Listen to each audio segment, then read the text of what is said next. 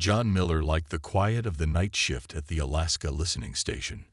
Most nights were the same, checking equipment, logging signal data, and drinking too much coffee. But tonight was different. The first unusual signal came at 2:17 a.m. John almost missed it while he was warming his hands around his coffee mug. The pattern didn't match any known satellite or space debris. He ran it through the computer again. The result was the same: unknown origin. "This can't be right," John muttered. He adjusted his headphones and listened more carefully. The signal had a clear pattern: 3 pulses, pause, 5 pulses, pause, 3 pulses again. It repeated exactly the same way every 42 seconds. Nature didn't make patterns this precise. Neither did malfunctioning equipment.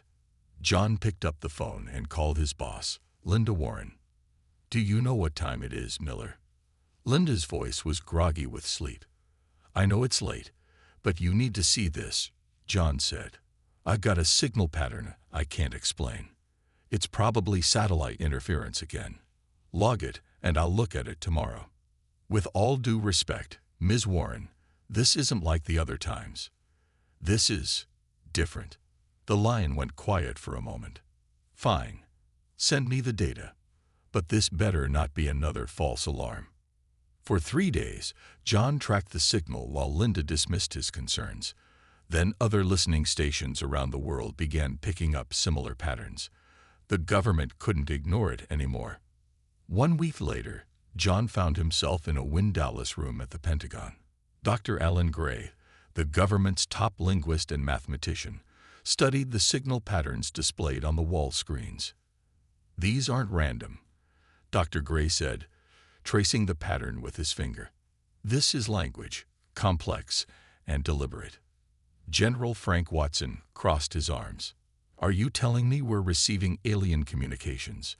"I believe we are," Dr. Gray said.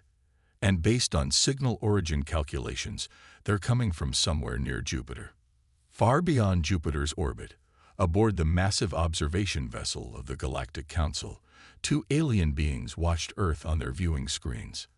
Ambassador Zexthar slammed his 4-fingered hand on the table. His scaled skin flushed a deep orange in anger. "We should never have sent those signals. Now the humans know they're not alone." Ambassador Ileana's luminescent skin pulsed with calm blue light. "They were bound to discover us eventually. Their technology advances faster than any species we've encountered. That's precisely why they're dangerous," Zexthar hissed. "Look at their history. They fight endless wars among themselves. Imagine what they would do to less aggressive species once they reach the stars." The viewing screen showed humans going about their daily lives, building cities, flying in planes, launching satellites. "All young species have violent periods," Ileana countered. "The Council gave us the task of observation, not judgment. We must report what we found, not decide their fate ourselves." Zexthar's third eye narrowed. "I have observed enough. In my report, I will recommend containment protocol. The humans should be isolated until they evolve beyond their violent tendencies. If they ever do." Ileana turned away from the screen. "And I will recommend diplomatic contact. They have art, music, and compassion alongside their capacity for violence. We were no different at their stage of development." "The Council will decide," Zexthar said. "But mark my words, if we welcome humans into galactic society, we will regret it. They are too unpredictable, too emotional, too dangerous." Back on Earth, Dr. Gray worked through the night decoding the alien signals. By morning, he had translated a simple message: "We are watching. We have always been watching." John Miller stood at the window of his Pentagon guest room, looking up at the stars. They no longer seemed distant and cold. Now they felt crowded, perhaps even threatening. Humanity was not alone, and somewhere up there, other beings were deciding their future. 6 months passed quickly. The world changed forever when governments confirmed the existence of alien life. Now, a small team of humans stood in the gleaming corridor of a space station built in Earth's orbit. Dr. Alan Gray adjusted his collar nervously. The air felt different here, cleaner somehow, with a slight scent like cinnamon. Next to him, Colonel Sam Porter kept one hand near his waist, where his sidearm would normally be.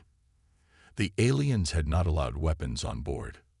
"Relax, Colonel," said Karen Davis, the State Department's top diplomat. "We're here to make friends, not enemies." "I'll relax when I know their intentions," Porter replied. A door slid open silently. A tall figure stepped forward, its skin glowing with soft blue light. 4 arms extended in a welcoming gesture. "I am Ambassador Ileana of the Lumari," the alien said in perfect English. "Welcome to this meeting place. The council awaits you." They followed Ileana into a circular chamber. 11 other aliens sat in a semicircle, each different from the others. Some had scales, others fur. One appeared to be made of crystalline structures, while another seemed almost like living smoke. Dr. Gray recognized Ambassador Zexthar from the briefing files. Orange scales, 3 eyes, and a permanent look of suspicion. "Humans," Zexthar said, "you stand before the Galactic Council, the governing body of 12 advanced civilizations. For the first time in our history, we reveal ourselves to a pre-jump species." "Pre-jump?" asked Karen. Ambassador Ileana explained, "Species that have not yet developed faster than light travel." "We have been watching your planet for centuries," continued a crystalline being. "I am Ambassador Trill of the Mechnar. Your development has been most unusual." "How so?" Dr. Gray asked. "Most species take thousands of years to move from basic tools to space travel. You did it in mere centuries," Trill said. "This concerns some council members." Zexthar leaned forward. "You develop technology faster than you develop wisdom to use it properly. Your history is filled with war and destruction." Karen stepped forward. "With respect, Ambassador, we have made great progress.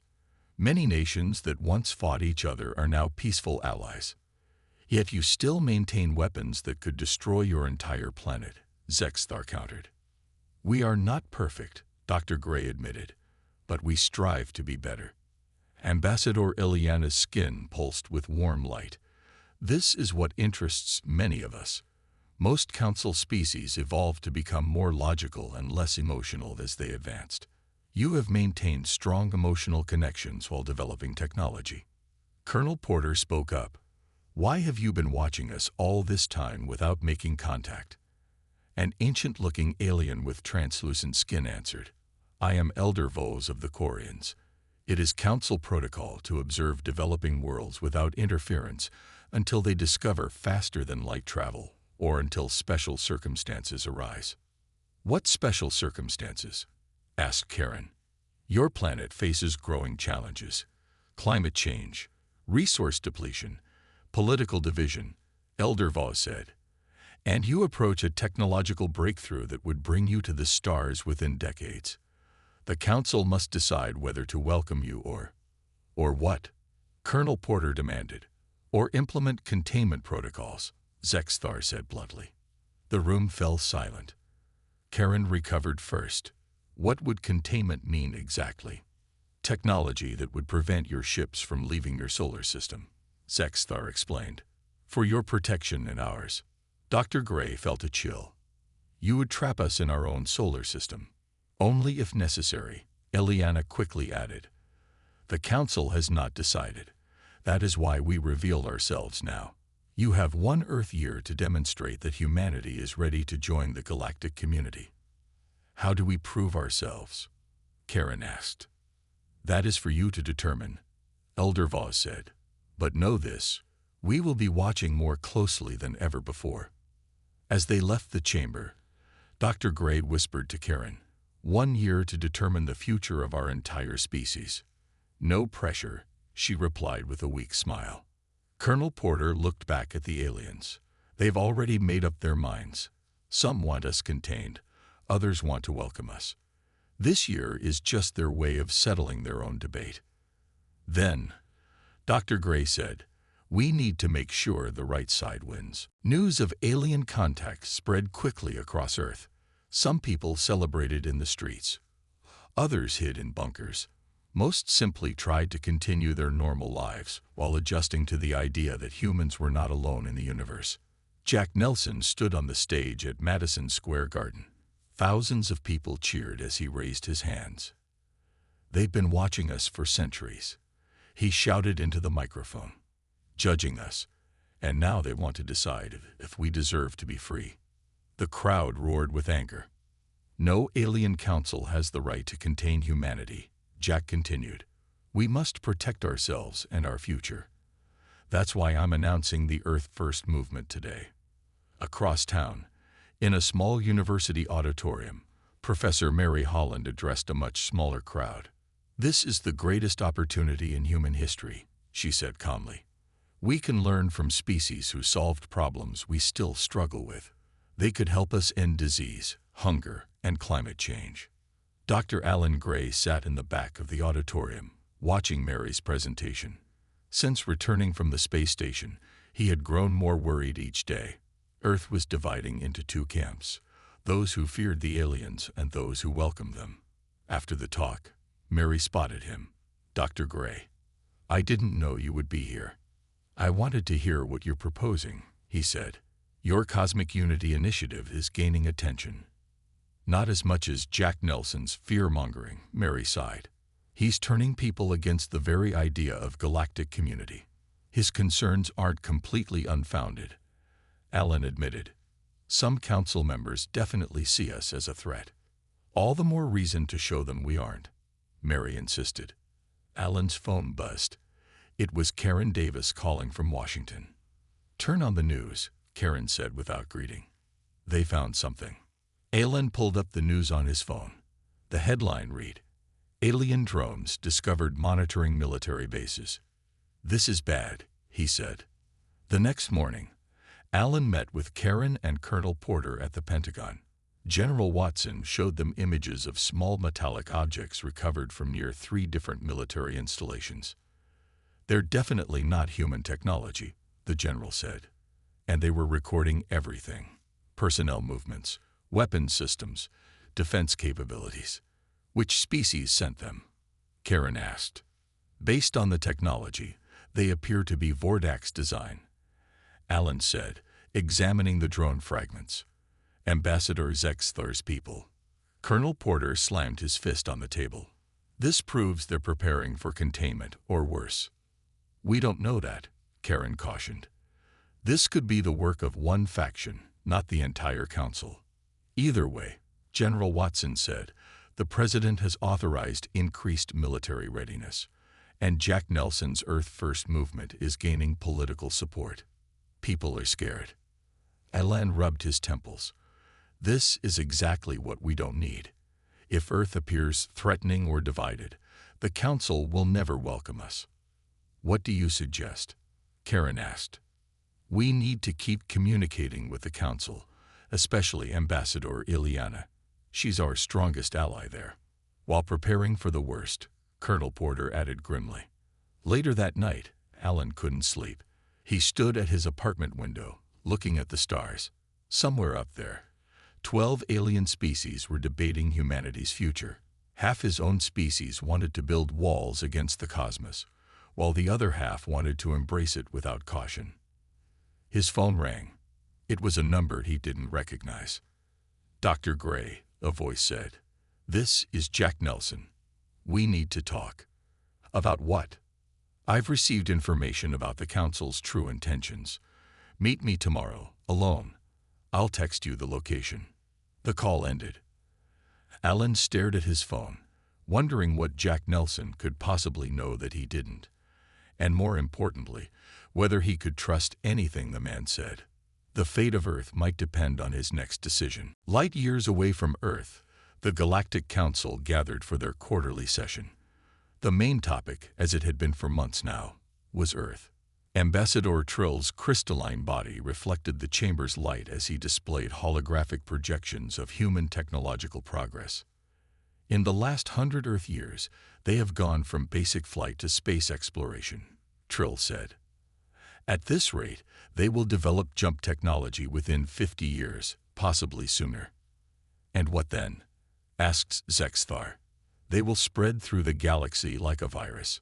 Their population growth combined with their resource consumption is unsustainable. Ambassador Ileana stood. Many council species faced similar challenges in their development. We all found balance eventually. After millennia of evolution, Zexthar countered. These humans expect to join us after mere centuries of civilization. They still fight among themselves over territories and resources. Elder Vos, the ancient Quarian, had been silent until now. I have observed 17 species develop from pre-jump to advanced civilization.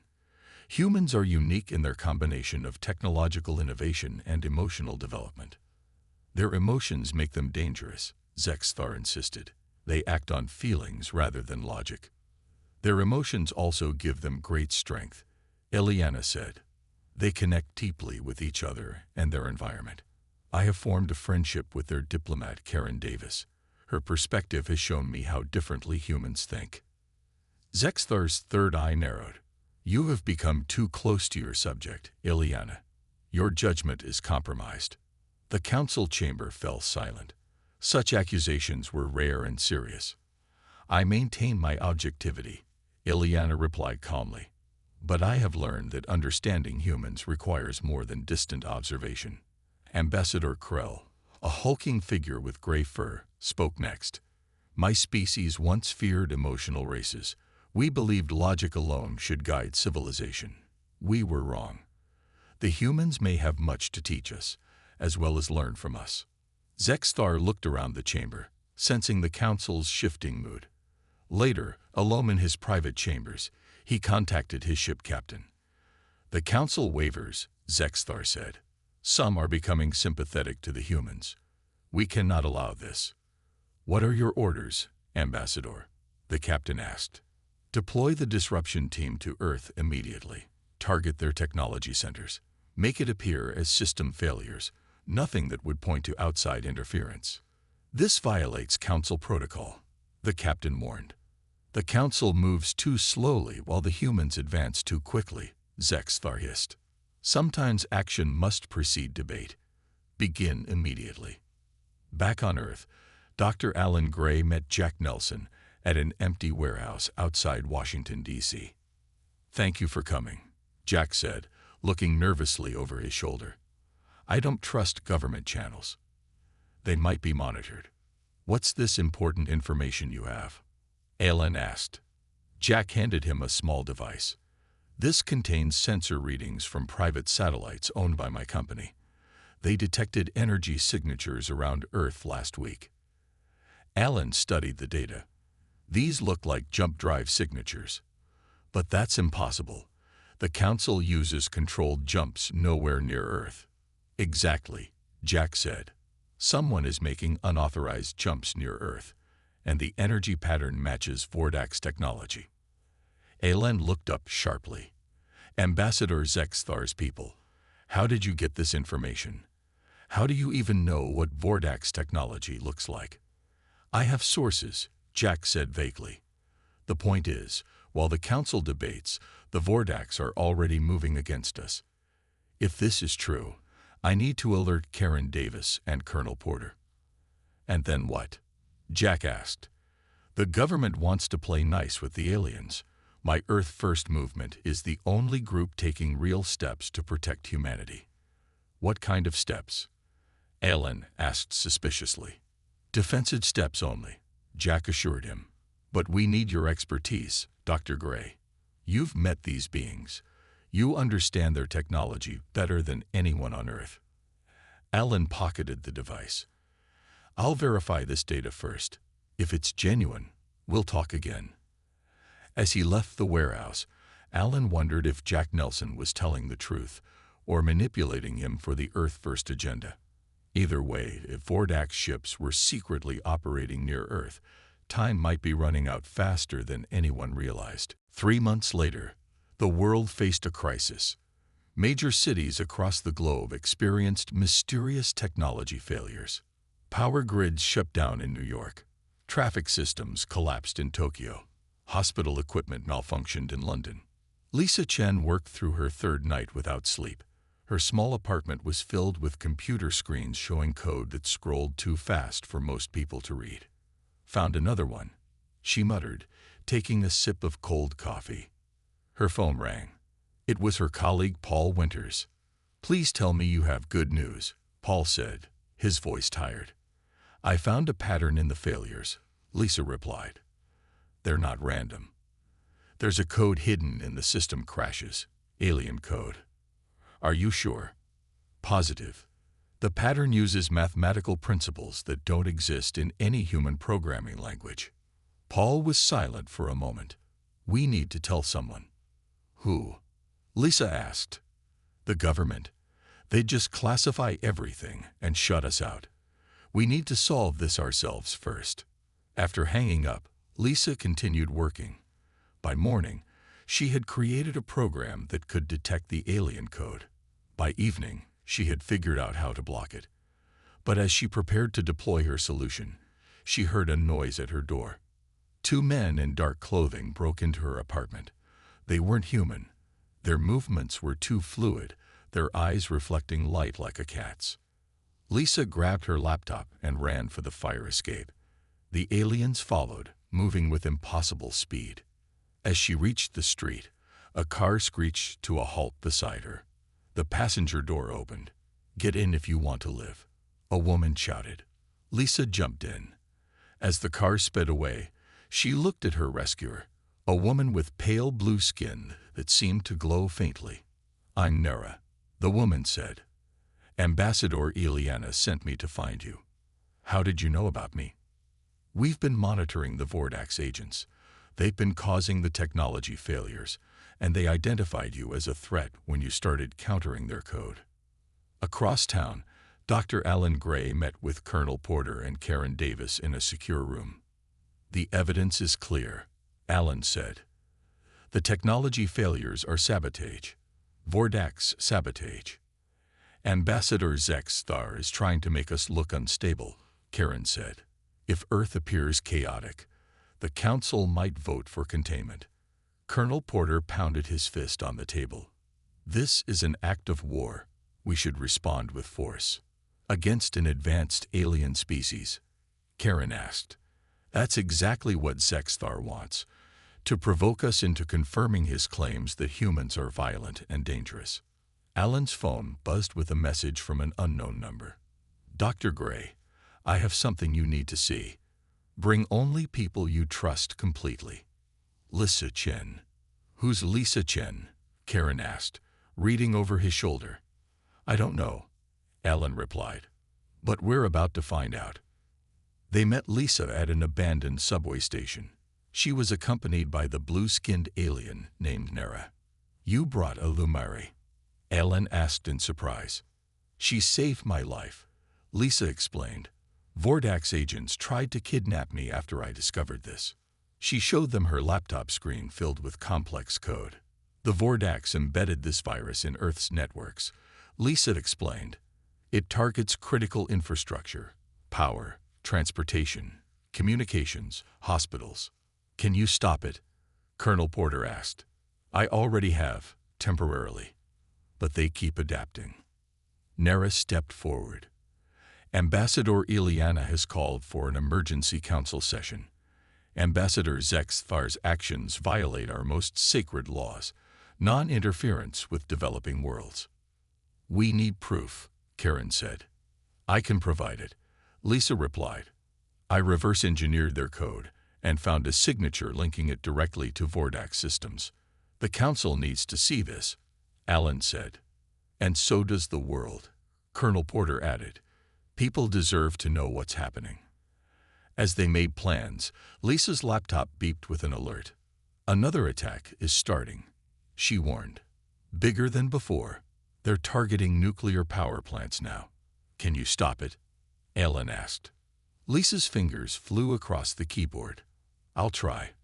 But we're running out of time." The Galactic Council chamber was packed. All 12 ambassadors were present, along with their advisors and security teams. At the center stood Ambassador Zexstar, his orange scales dulled with stress. "These accusations are baseless," he declared. The Vordax Empire has observed all Council protocols regarding Earth.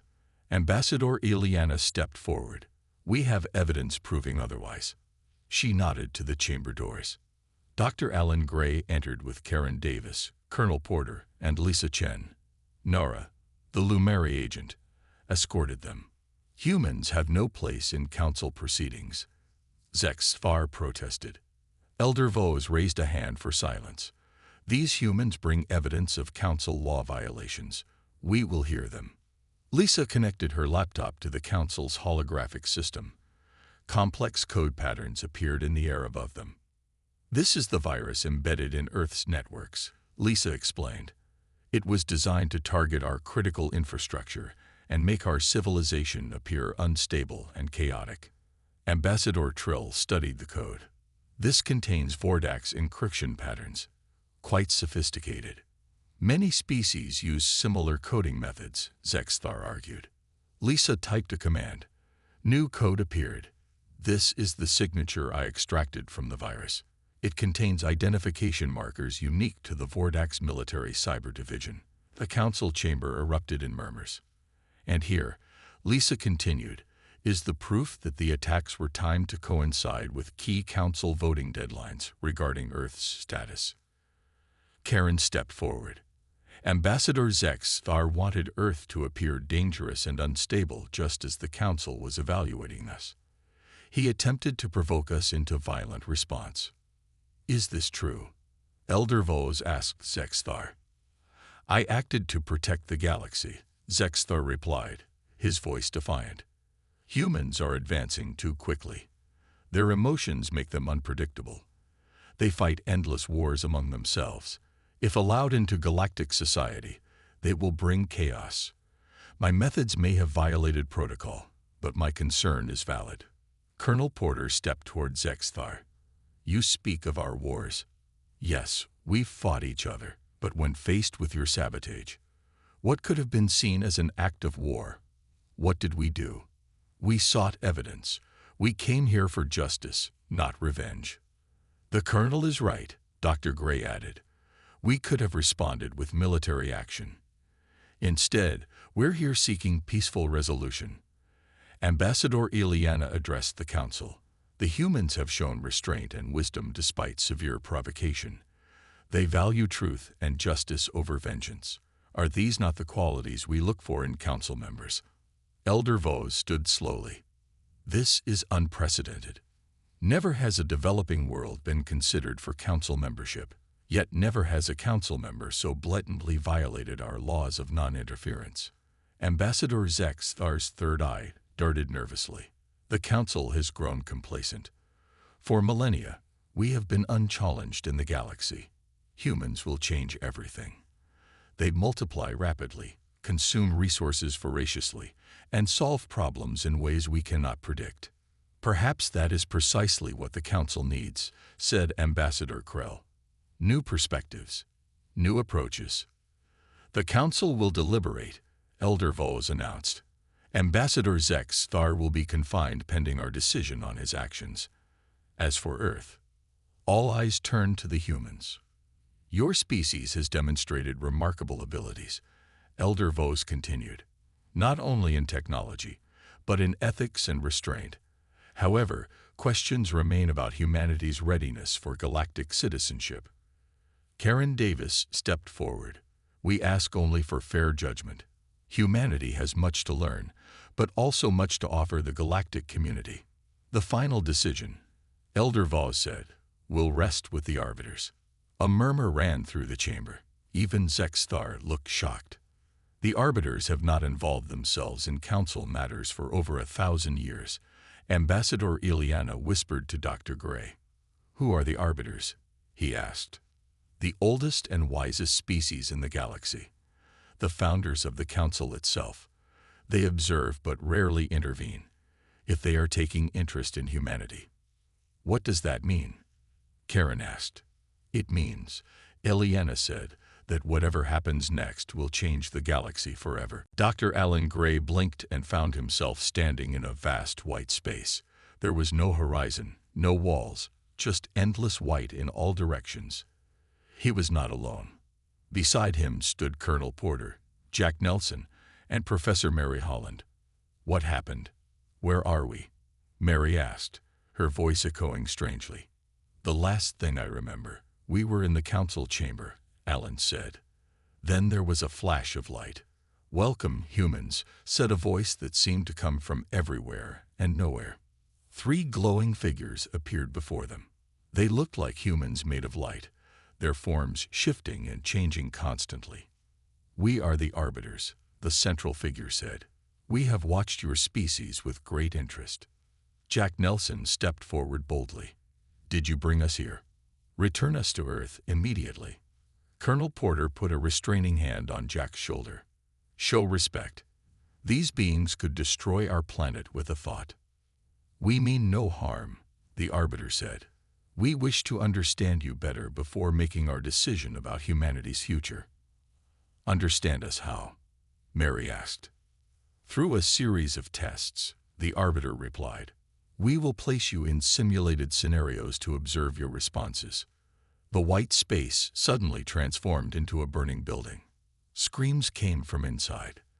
The humans could feel the heat of the flames against their skin. "Save as many as you can," the Arbiter's voice instructed. Without hesitation, all 4 humans rushed toward the building. Alan and Mary went left, while Jack and Colonel Porter went right.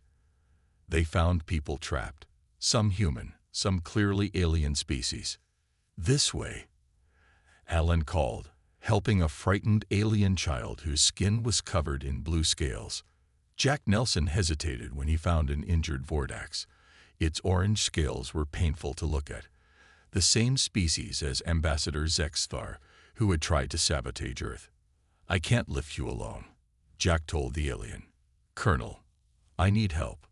Together, they carried the Vordax to safety.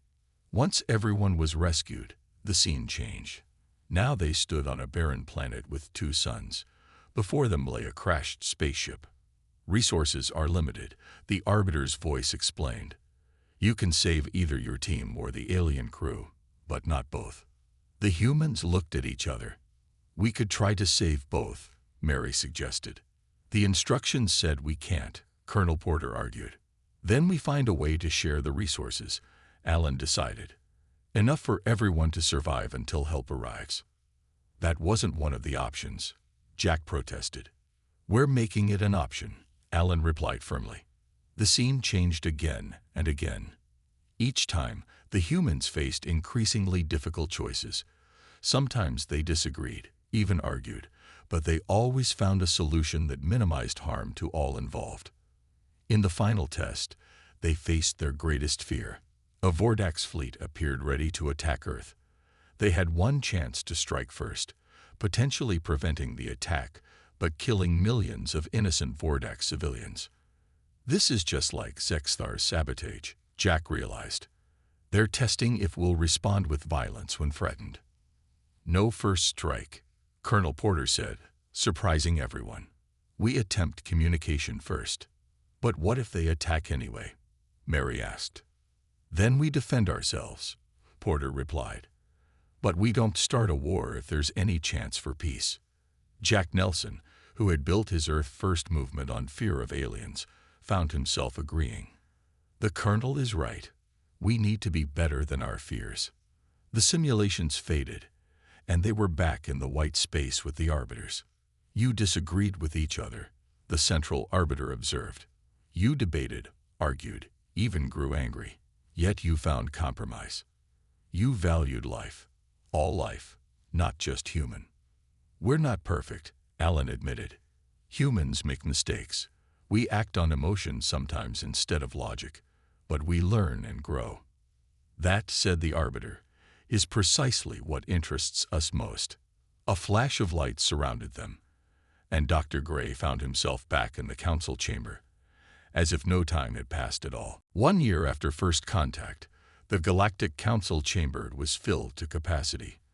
Representatives from all member species gathered to witness a historic moment. At the center stood Karen Davis, now Earth's official ambassador to the Council. "The vote is complete," Elder Vos announced. By a margin of 10-2, The Council welcomes humanity as a probationary member of the galactic community.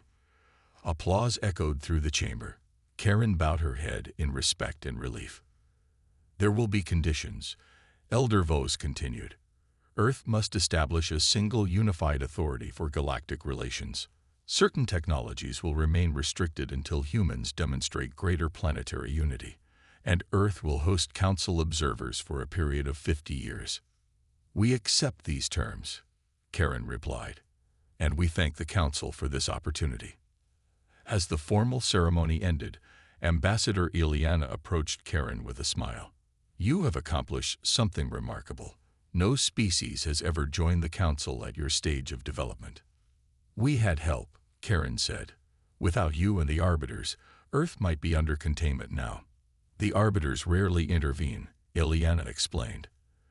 Their interest in humanity is unusual. Across the chamber, Ambassador Zexthar watched with his 3 eyes narrowed. His punishment had been light, removal from the Vordak's diplomatic service, but no criminal charges. Now he approached Karen and Dr. Gray. You may celebrate today, he said quietly, but know this, my people will be watching. One mistake, one sign that humans cannot handle the responsibilities of galactic citizenship, and we will demand your removal. We understand, Dr. Gray replied. We have much to learn, but we also have much to offer. Back on Earth, changes were already underway. Limited alien technology had helped solve climate change and resource scarcity. The first human-alien scientific teams were making breakthroughs in medicine and physics, and public opinion had shifted. The fear that had fueled Earth First was fading. In his office at the newly established Earth Embassy, Dr. Gray met with Colonel Porter, Lisa Chen, and surprisingly, Jack Nelson. I never thought I'd see you supporting the Council, Dr. Gray said to Jack. Jack smiled ruefully. The Arbiter's test changed me. I still believe we need to protect Earth's interests, but not through fear and isolation.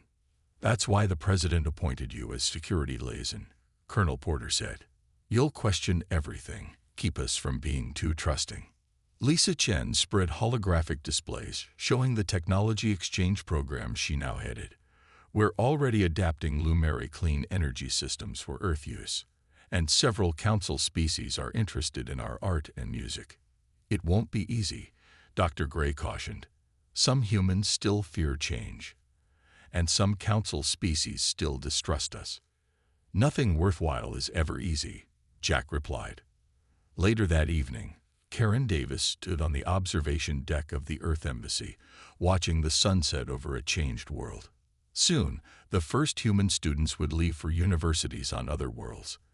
The first joint human-alien businesses were opening. Earth was becoming part of something larger than itself. Dr. Gray joined her at the window. Penny for your thoughts, Ambassador. I was just thinking about how close we came to isolation, Karen said. If Zexthar had succeeded, if humans had responded with violence. But we didn't, Alan reminded her. When tested, we chose a better path. The Arbiters said something interesting before they left, Karen said. They said humanity's greatest strength isn't our technology or even our adaptability. It's our capacity to change our minds, to learn from mistakes and grow. The first stars appeared in the darkening sky. Soon the first human jump ships would reach them, not as conquerors but as neighbors and friends. The debate about humanity's future isn't over, Dr. Gray said. But at least now, we have a voice in it. Karen nodded. War or peace? We chose peace, and that has made all the difference.